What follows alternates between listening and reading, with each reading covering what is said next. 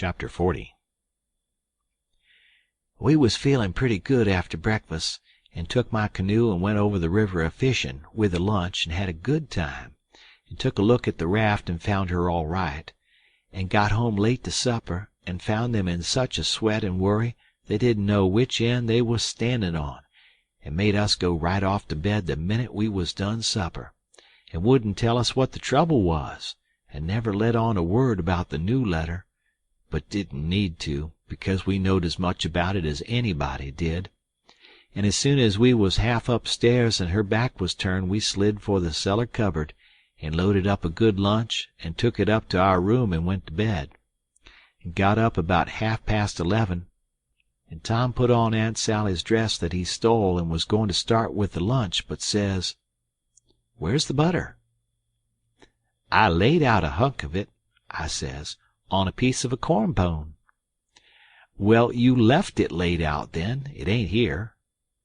"We can get along without it," I says. "We can get along with it, too," he says. "Just you slide down cellar and fetch it, and then mosey right down the lightning rod and come along. I'll go and stuff the straw into Jim's clothes to represent his mother in disguise, and be ready to baa like a sheep and shove soon as you get there." So out he went, and down cellar went I.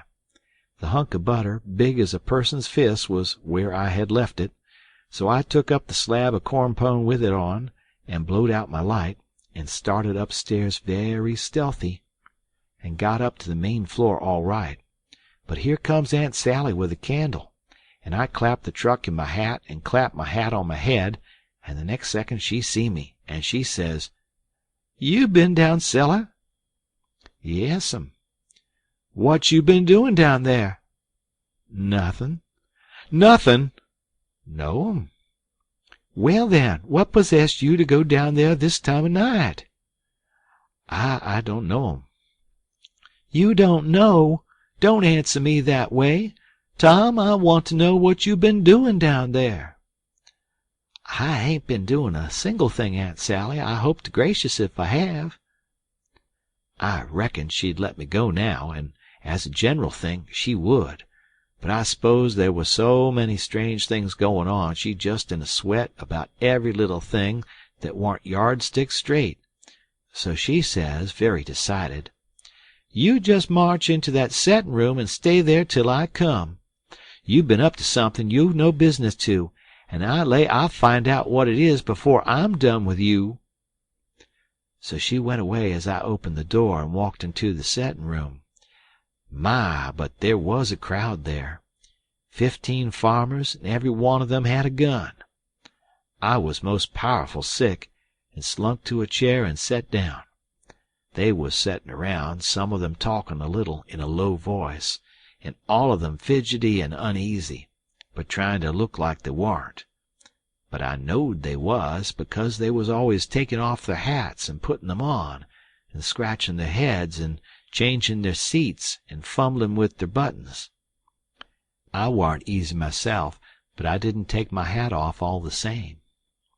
I did wish Aunt Sally would come and get done with me and lick me if she wanted to, and let me get away and tell Tom how we'd overdone this thing, and what a thunderin' hornet's nest we'd got ourselves into, so we could stop foolin' around straight off and clear out with Jim before these rips got out of the patience and come for us.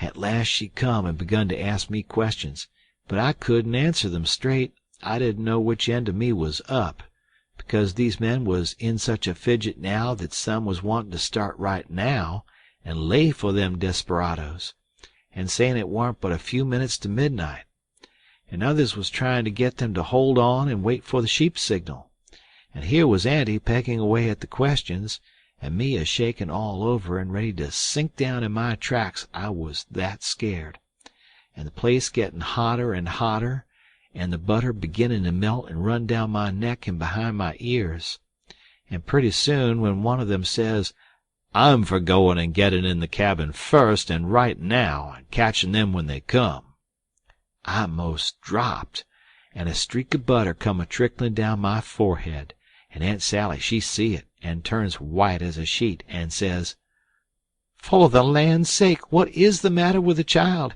He's got the brain fever as sure as you're born, and they're oozing out." And everybody runs to see, and she snatches off my hat, and out comes the bread and what was left of the butter, and she grabbed me and hugged me and says, "Oh, what a turn you did give me, and how glad and grateful I am it ain't no worse, for luck's against us, and it never rains but it pours.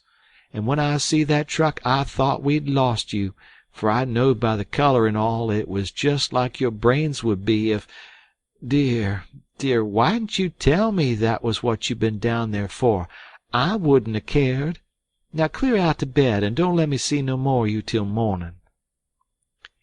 I was upstairs in a second, and down the lightning rod in another one, and shinning through the dark for the lean-to. I couldn't hardly get my words out, I was so anxious, but I told Tom as quick as I could we must jump for it now, and not a minute to lose. The house was full of men yonder, with guns. His eyes just blazed, and he says, "No, is that so? Ain't it bully? Why, Huck, if it was to do over again, I bet I could fetch 200, if we could put it off till—" "Hurry, hurry," I says. "Where's Jim?" "Right at your elbow. If you reach out your arm you can touch him. He's dressed and everything's ready. Now we'll slide out and give the sheep signal."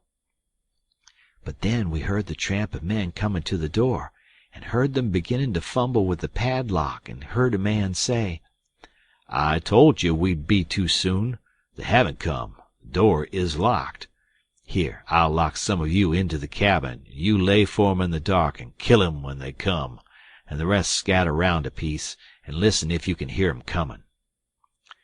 So in they come, but couldn't see us in the dark, and most trod on us whilst we was hustling to get under the bed. But we got under all right, and out through the hole, swift but soft, Jim first, me next, and Tom last, which was accordin' to Tom's orders. Now we was in the lean-to, and heard trampin's close by outside.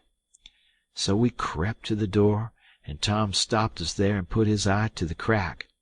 Couldn't make out nothin', it was so dark, and whispered and said he would listen for the steps to get further, and when he nudged us, Jim must glide out first, and him last.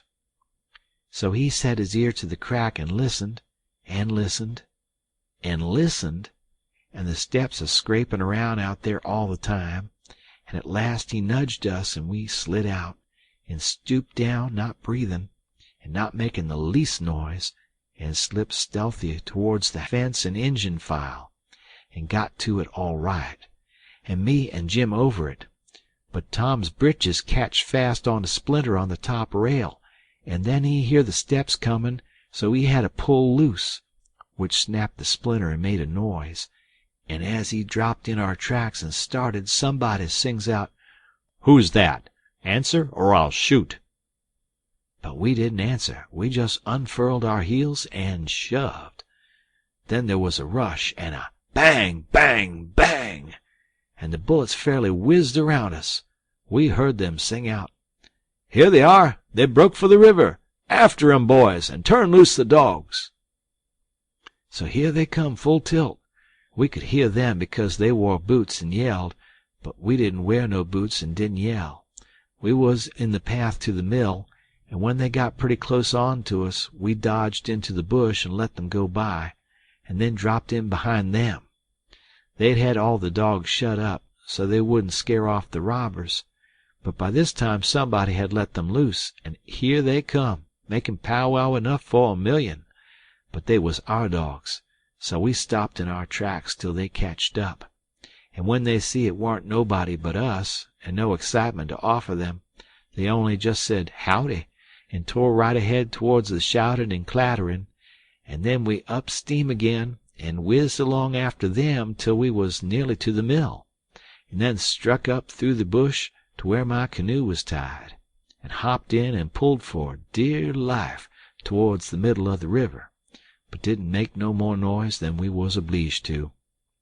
Then we struck out, easy and comfortable, for the island where my raft was, and we could hear them yelling and barking at each other all up and down the bank, till we was so far away the sounds got dim and died out. And when we stepped on to the raft, I says, "Now, old Jim, you're a free man again, and I bet you won't ever be a slave no more." "And a mighty good job it was, too, Huck. It is planned beautiful, and it was done beautiful, and they ain't nobody can git up a plan that's more mixed up and splendid than what dat one was." We was all glad as we could be, but Tom was the gladdest of all because he had a bullet in the calf of his leg. When me and Jim heard that, we didn't feel so brash as what we did before.